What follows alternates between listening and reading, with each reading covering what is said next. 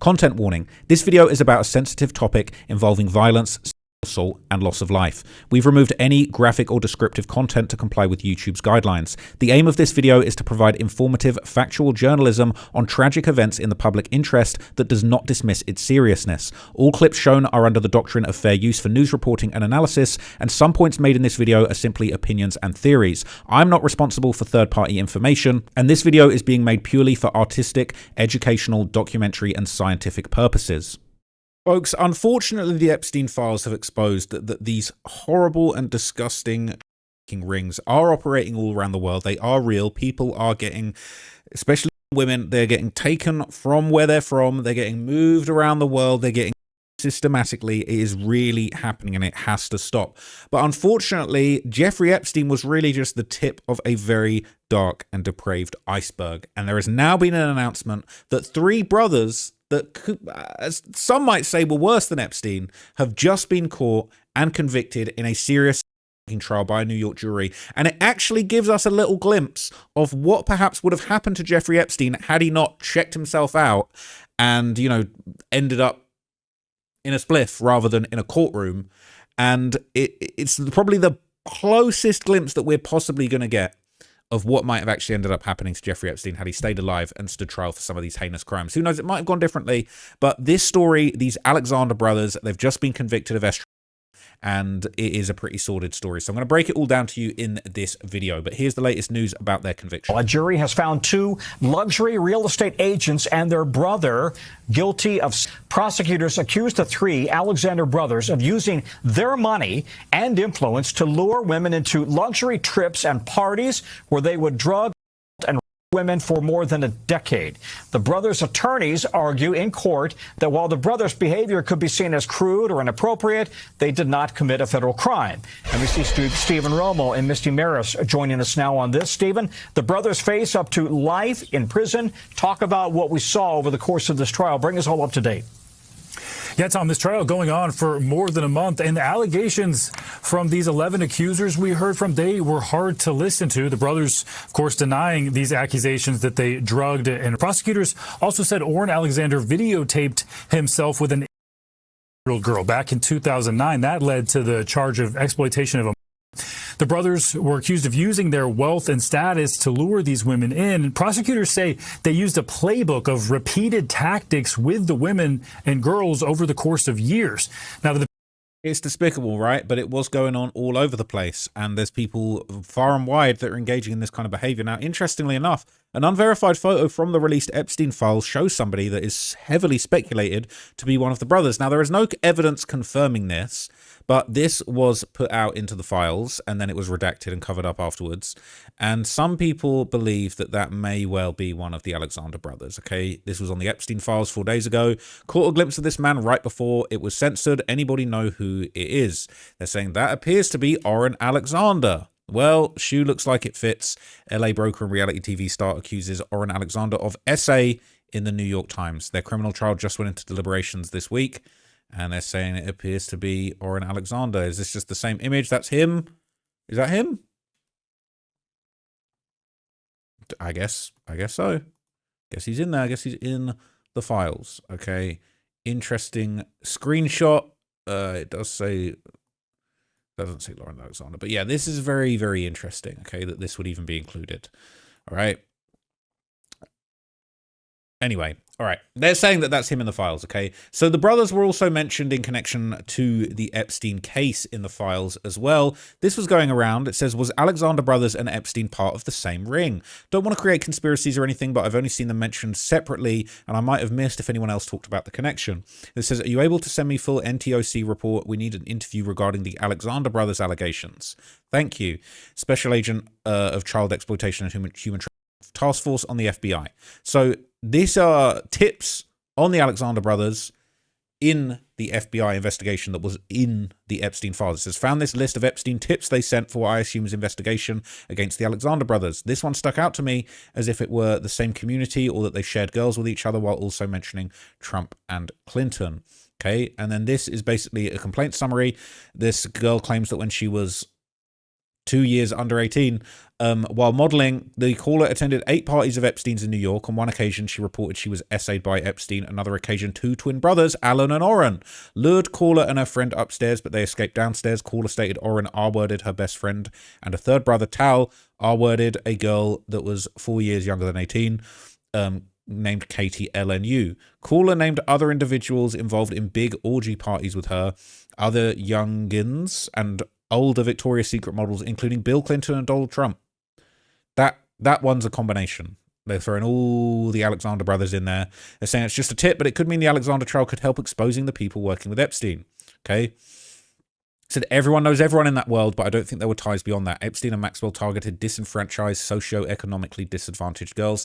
The Alexander brothers are mostly accused of targeting women, although at least one of them as an adult did allegedly assault at least one minor. Their victims come from vastly different socio-economic background. Also, the brothers allegedly started assaulting victims when they were high school students in Miami. They are more prep school R-word types versus whatever the F Epstein had going on.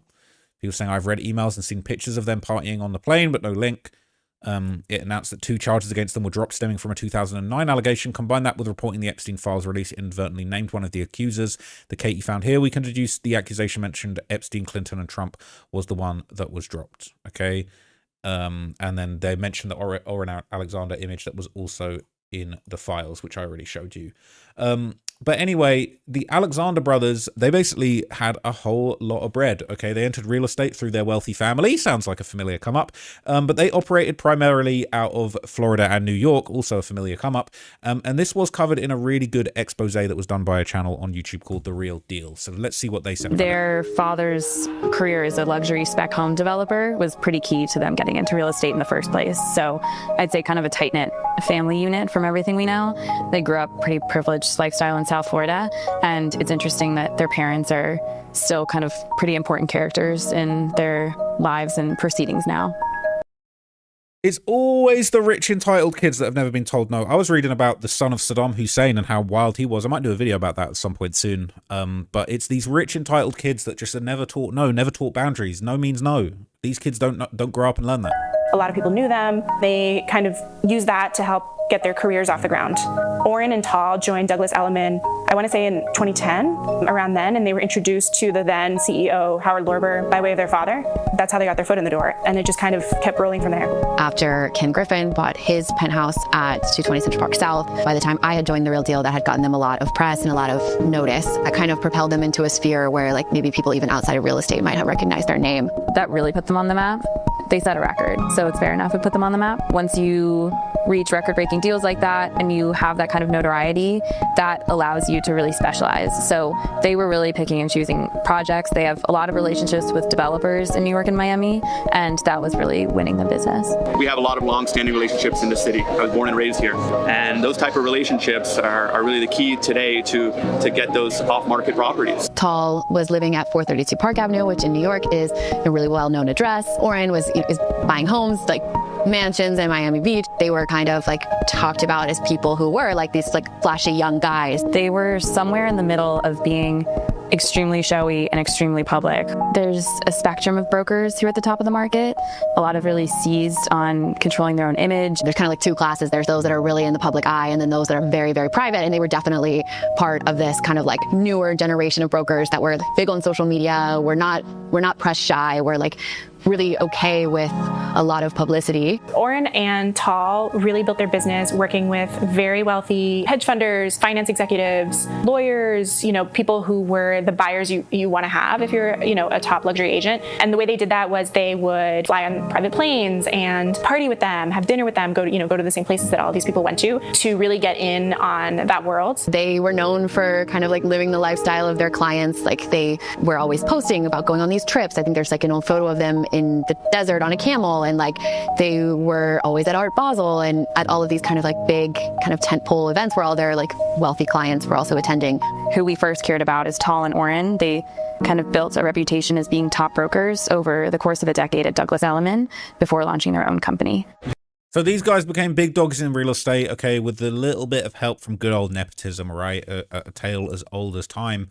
And their Instagram would show the multi-million-dollar homes they were selling, the big moves that they were making, absolutely beautiful properties, $8.995 million property, $7 million New York penthouse, $50 million Beverly Grove mansion, Coral Gables $27 million. So they're plugged into some of the highest segments of society that exist, full stop. Okay. And according to the Real Deal allegations, okay, basically the sort of dark stories surrounding the brothers initially started as rumors in the industry and eventually got bigger and bigger. I think to when I maybe heard early rumors about these guys, it was just sort of, oh, you know, they kind of go about their business in a pretty specific way. When we talk about rumors, I'll say that for me in New York, a lot of what I had heard was less about, you know, what grew to be allegations, but a lot about business behavior. It just seemed like they left a bad taste in a lot of people's mouths, which is not rare for a real estate broker. I think that kind of personality and being aggressive and burning bridges can work for a lot of people. I had heard from other brokers in the city that they had a way of doing business that not everybody agreed with. Very regularly, I think we would get tips about specific allegations that I remember kind of being more towards the end of and having to do with alleged female victims. Within a couple of years of covering this beat, I would hear rumors about something that may have happened in high school, possibly, allegations of assault. Nothing ever came of the allegations at the time, so it wasn't a specific conversation that came up. It was, oh, did you hear about what may have happened in high school at a party? But you also heard so much about how agents didn't like them that it was. So all these rumors started going around and people were thinking, well, maybe they're trying to tarnish their image because they're killing it so much in real estate. Maybe it's the ops trying to drag them down and tarnish their names. But basically, eventually, okay, civil lawsuits would start coming out and media exposés would eventually spark a full investigation and the true extent of their crimes would eventually come to the surface, leading to real-life consequences. Company.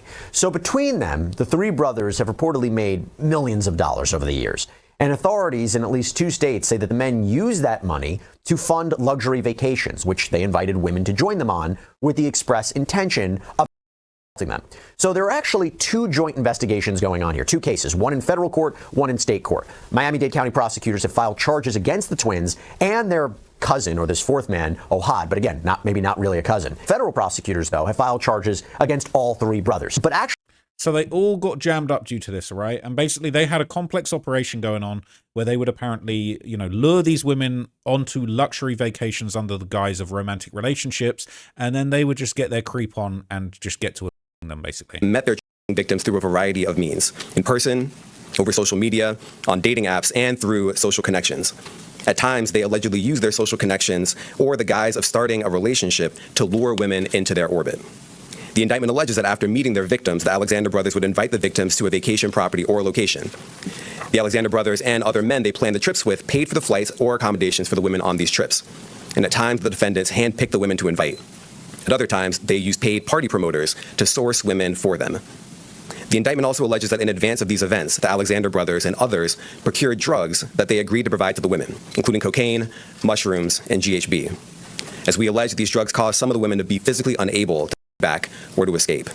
Now look, I'm no druggie, okay, not these days, but like the cocaine and the mushrooms, okay, it sounded like a bit of a party. The GHB, now you're a creep. That's honestly, the GHB ain't in any realm of anything you should be giving to anybody. You pulling up to the party with a GHB, I'm looking at you funny. I'll just keep it real with you. I'm looking at you super funny if you're pulling up to the party with a GHB. I'm not trying to do any of the drugs, okay? I'm a smoke if it's legal where I am, but you pulling up with a GHB, you got a problem. Honestly, that's just is what it is. Sorry to all my GHB heads out there, but yeah, we're not jacking that. We're not jacking the GHB anytime soon. So basically, the government interviews would reveal that one brother actually was was publicly boasting about alleged assaults committed back in high school in the early 2000s. So those rumors that people were saying, oh, maybe the ops are trying to drag him down, that was cap. All right, they were apparently going around bragging about crimes they had literally committed in high school. By groups of boys, including the Alexander brothers. Several of these victims were given alcohol by one of the defendants or other individuals who participated in. Each of the victims that the government has interviewed from this period reported hearing that individuals involved, including Tal Alexander, talked about the assaults at school, boasting about running victims and saying that they wanted to do it again. And in fact, in a footnote in this filing, prosecutors allege that Orrin actually bragged about in his high school yearbook. Riding my first choo-choo train. He's going to be riding his first choo-choo train in jail for sure, all right, in the feds, in the penitentiary. If he likes them choo-choo trains, Trust me, all right? The federal detention center station gonna be plenty of trains pulling in and pulling out for sure. Alluding to an alleged saying it was his most memorable moment from that time.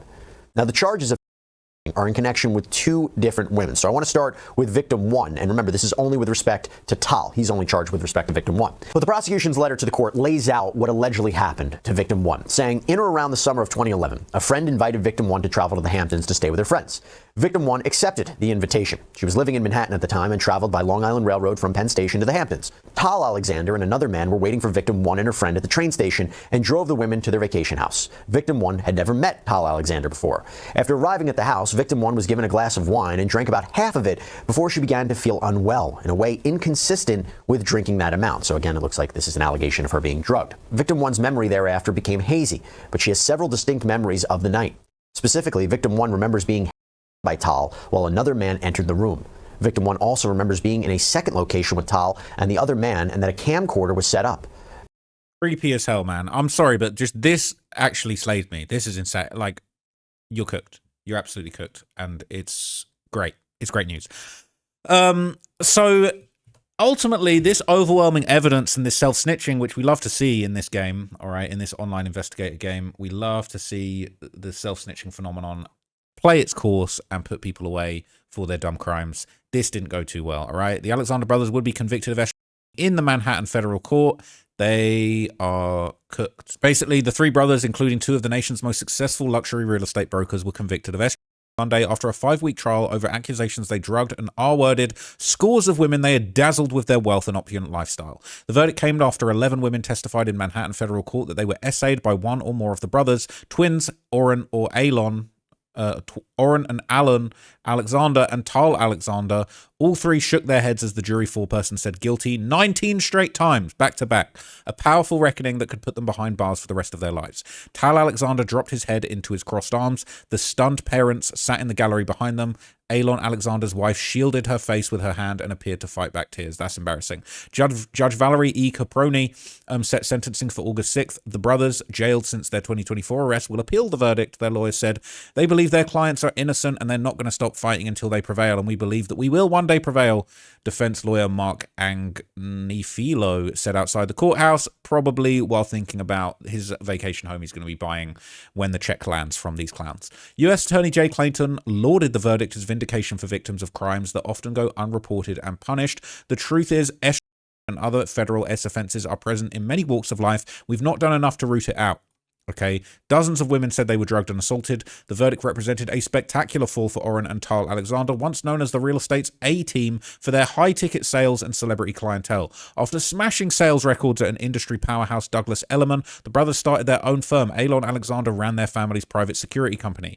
Victims testified they met the brothers at nightclubs, parties, and on dating apps, and were attacked after accepting their invitations to all-expense-paid getaways to the Hamptons, Aspen, Colorado, and a Caribbean cruise. More than 60 women say they were R-word by one or more of the brothers, according to prosecutors. Defense lawyers argued the accusers had faulty memories or were hoping to cash in on the brothers' fortunes. The brothers were womanizers, their lawyers conceded, but they insisted all of. In addition to the top charges, Alon and Tal Alexander were also convicted of espionage, while Alon and Oren were convicted of aggravated by force or intoxicant and of a physically incapacitated person. Oren Alexander was also convicted of exploiting a minor after prosecutors showed the jury a video he recorded of himself appearing to an assault.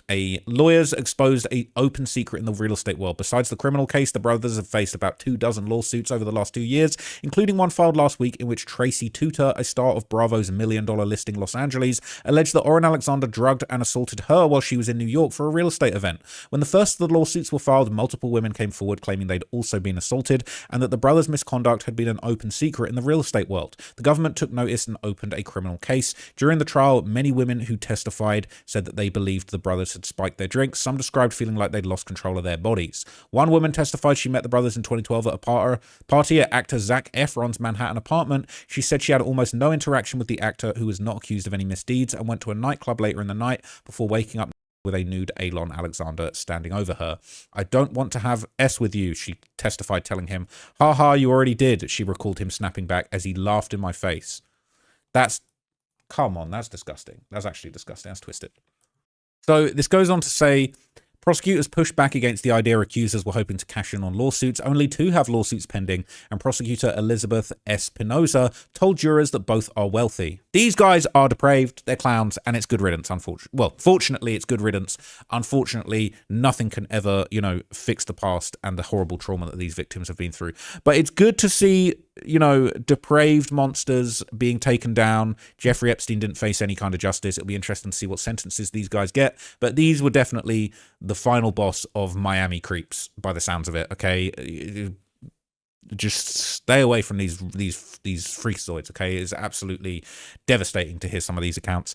That one, I mean, talking about I don't want to sleep with you. You already did. Ha. Like, not only are these guys just like man children, but also despicable predator criminals. So anyway, let me know what you thought of that, man. These guys suck. And I will be back for some more updates about Epstein. Thankfully, he is in a spliff, so we will be smoking Epstein pack for the foreseeable future. Thanks for watching. Go check out the many murders of Jeffrey Epstein I dropped on the main channel, by the way. I know you guys are enjoying that. Some crazy theories in there that I've never discussed on this channel before. Saved it for that video. Let me know what you think of that, because it is a very deep dive. Catch you in the next video, gang. Peace.